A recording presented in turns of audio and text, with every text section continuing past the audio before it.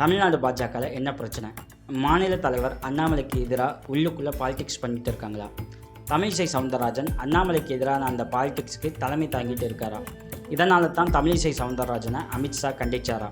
அண்ணாமலை உண்மையிலேயே தைரியமான வீரியமான தலைவரா? அண்ணாமலை செய்தியாளர்களை அசால்ட்டாக டீல் செஞ்சாரா? இப்படி பல கேள்விகள் இருக்குது. ஒவ்வொன்றா பார்ப்போம். வெல்கம் டு அன்காஸ் தமிழ். நான் உங்கள் MSV.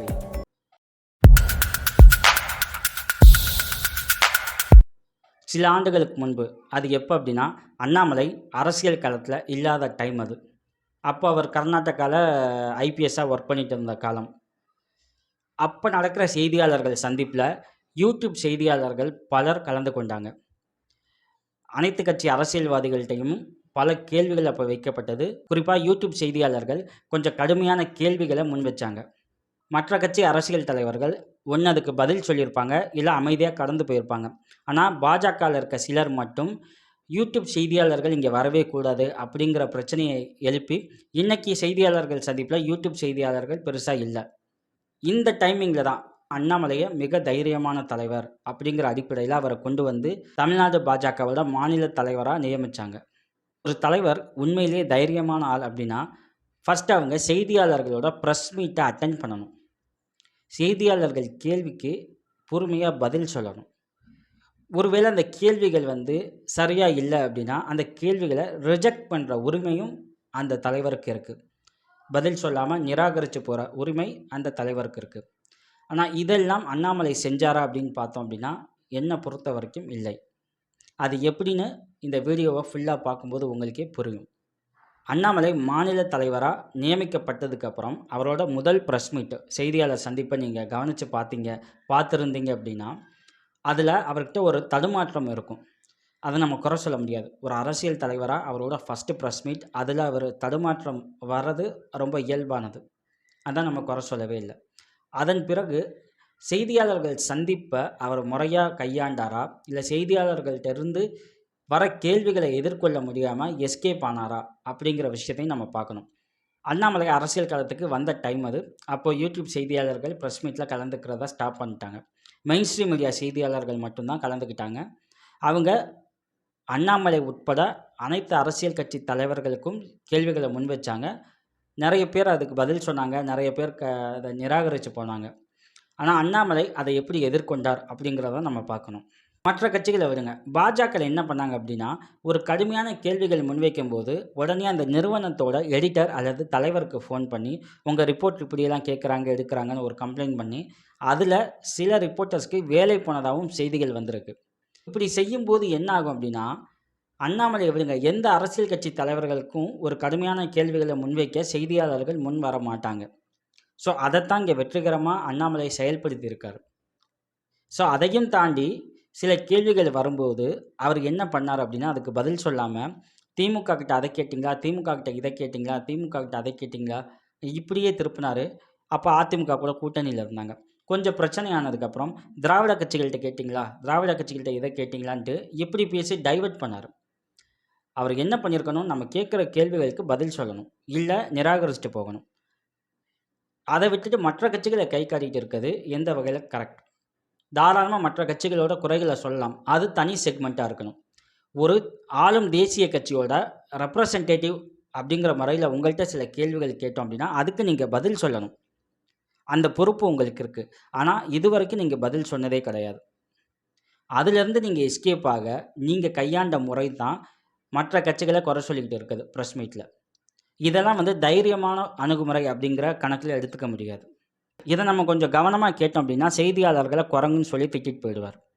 அதுக்கு நம்ம திரும்ப பதில் சொல்லலாம். ஆனால் அவர் தரத்துக்கு நம்ம இறங்கினோமா அப்படிங்கிற ஒரு விஷயத்தையும் நம்ம பார்க்க வேண்டியது இருக்குது. ஏன் அப்படி சொல்கிறேன் அப்படின்னா, ஒரு எம்ஜிஆர் பாட்டு இருக்கும், பதவி வரும்போது பணிவும் வர வேண்டும் துணிவும் வர வேண்டும்னு. இவர்கிட்ட ஒரு பதவி வந்திருக்கு, இவர்கிட்ட பணிவு வரல. ஆனால் இவர் செய்கிற விஷயங்கள்லாம் துணிவுன்னு நீங்கள் கன்சிடர் பண்ணிங்கன்னா அதுவும் கிடையாது. துணிவு வேறு, இவர் செஞ்சுக்கிட்டு இருக்கிறது வேறு. ஏன் அப்படி சொல்கிறேன் அப்படின்னா, இப்போ ரீசெண்டாக லோக்சபா எலெக்ஷனில் இவர் கேம்பெயினில் இருந்தார். அந்த டைமிங்கில் கூட செய்தி சேகரிக்க போன செய்தியாளர்களை வச்சுக்கிட்டு அந்த நிறுவனத்தோட தலைவருக்கு ஃபோன் பண்ணி அதை கம்ப்ளைண்ட் பண்ணிகிட்டு இருந்தார். அந்த வீடியோவும் நீங்கள் பார்த்துருப்பீங்க.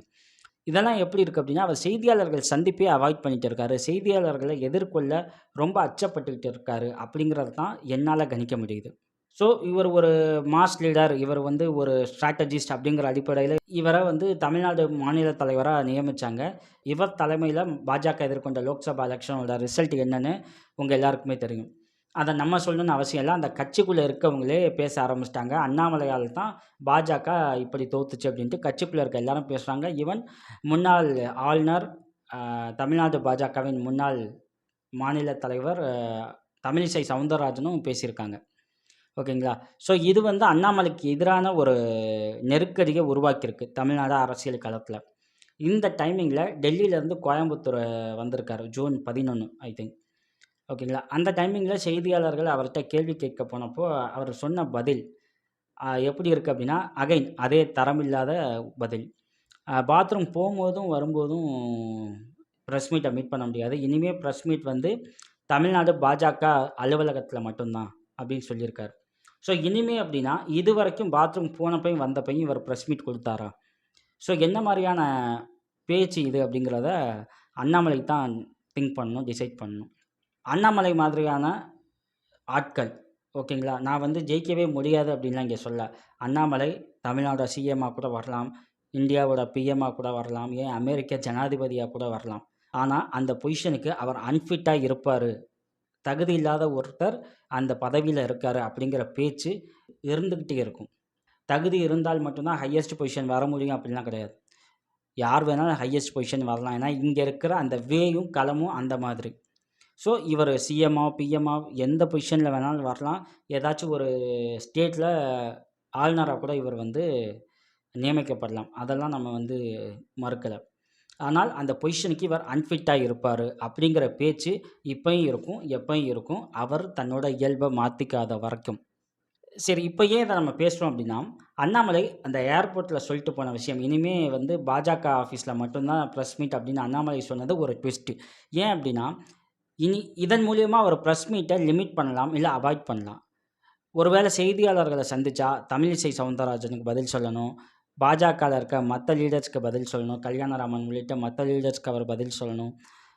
2வது பிஜேபி இந்த லோக்சபா எலக்ஷன்ல தோல்வி அடைஞ்சதுக்கு பதில் சொல்லணும். ஏன்னா பிஃபோர் தி எலக்ஷன் அத நோட் பண்ணிக்கங்க, இத நோட் பண்ணிக்கங்க, அத பண்ணிக்கங்க, இத பண்ணிக்கங்கன்னு ஏகப்பட்ட பில்டப் குடுத்தாரு. இப்ப அது எல்லாத்துக்கும் அவர் ஆன்ஸர் பண்ணணும். ஸோ இது எல்லாத்தையும் அவாய்ட் பண்ண என்ன பண்ணியிருக்காரு, பிரஸ் மீட்ட அவாய்ட் பண்ணிட்டு இருக்காரு. இனிமே பாஜக ஆஃபீஸ்ல மட்டும் தான் பிரஸ் மீட்னா, இனி அது என்னைக்கு, எப்ப சொல்லுவாங்க, என்ன பாசிபிள் தெரியல. இவ்வளோதானே தவிர, இது வந்து ஒரு தைரியமான அணுகுமுறைலாம் கிடையாது. பிரஸ் மீட்ட பார்த்து பயந்துருக்காரு. வேற ஒண்ணும் கிடையாது. இந்த சிச்சுவேஷன்ல தான் சந்திரபாபு நாயுடு சிஎம்மா பதவியேற்கிற அந்த ஃபங்ஷன்ல தமிழிசைய கூப்ட்டு நம்ம அமித்ஷா வந்து ஏதோ ஒரு எச்சரிக்கை விடுத்திருக்காரு. அந்த வீடியோவ பார்க்கும்போது எச்சரிக்கை விடுத்த மாதிரி தான் இருக்கு. அது உண்மையிலேயே எச்சரிக்கையா? இல்ல நமக்கு தெரியல. ஸோ என்ன பேசினாங்க அப்படின்னும் நமக்கு தெரியாது. ஒண்ணு அமித்ஷா சொல்லணும், இல்ல தமிழிசை சொல்லணும். இவங்க 2 பேரும் சொல்லாம அவங்க என்ன பேசினாங்க அப்படின்னு நமக்கு தெரியல. ஆனா அமித்ஷாவோட அந்த பாடி லாங்குவேஜ் வந்து ஏதோ வார்ன் பண்ணியிருக்காரு. அப்படிங்கிறது மட்டும் நமக்கு வந்து காட்டுது. ஓகேங்களா? வார்ன் பண்ணியிருக்காரா இல்லையான்னு கூட நமக்கு இப்ப தெரியாது. ஆனா அந்த வீடியோ அப்படி காட்டுது. இத எப்படி நம்ம கனெக்ட் பண்ணிக்கலாம் அப்படின்னா, அண்ணாமலைக்கு எதிரா இருக்க அந்த பாலிடிக்ஸ தான் அமித்ஷா எச்சரிச்சாரு அப்படின்ட்டு ஒரு பேச்சு இருக்கு. அது உண்மையா கூட இருக்கலாம். உட்கட்சி பூசல் அப்படிங்கிறது ஒரு கட்சிக்கு, ஒரு கட்சியோட வளர்ச்சிக்கு வந்து இட்ஸ் நாட் குட். ஸோ அந்த அடிப்படையில அமித்ஷா வார்ன் பண்ணியிருக்கலாம். ஓகே. அமித்ஷா என்ன பேசினாரு? தமிழிசை அதுக்கு என்ன ரியாக்ட் பண்ண போறாங்க? வாட் எவர் இட் இஸ் அது நமக்கான விஷயம் கிடையாது. அது ரொம்ப நம்ம கன்சிடர் பண்ண வேண்டிய அளவும் கிடையாது. ஏன்னா, அது என்னன்னு தெரியாம யூகத்தின் அடிப்படையில ஒரு ஒரு விஷயத்த நம்ம வந்து கன்டினியூஸா பேசிக்கிட்டே இருக்க முடியாது. கத்தரிக்கா முத்துனா கடத்தெருவுக்கு வரும் அப்படின்ற மாரி, பிரச்சனைகள் பெருசாச்சு அப்படின்னா, ஆட்டோமேட்டிக்கா வெளியில வருவாங்க. ஸோ, அப்போ வந்து அதோட உண்மை தன்மைய நம்ம பேசிக்கலாம். மத்தபடி அண்ணாமலையோட செயல்பாடு பாஜகவுக்கு ப்ளஸ்ஸா இருக்குன்னு அவங்க நம்புனாங்கன்னா, தாராளமா இருக்கட்டும். ஒண்ணும் பிரச்சனை கிடையாது. நம்ம ஏற்கனவே சொன்ன மாரி அண்ணாமலை எந்த பதவியில வேணாலும் போய் உட்காரலாம். ஹையர் பொசிஷனுக்கு வரலாம். ஆனால், அவர் அதுக்கு தகுதி இல்லாதவர் அப்படிங்கிற அந்த பேச்சு இப்பயும் இருக்கும், எப்பயும் இருக்கும். அவர் தன்னோட இயல்ப மாத்திக்காத வரைக்கும். நன்றி.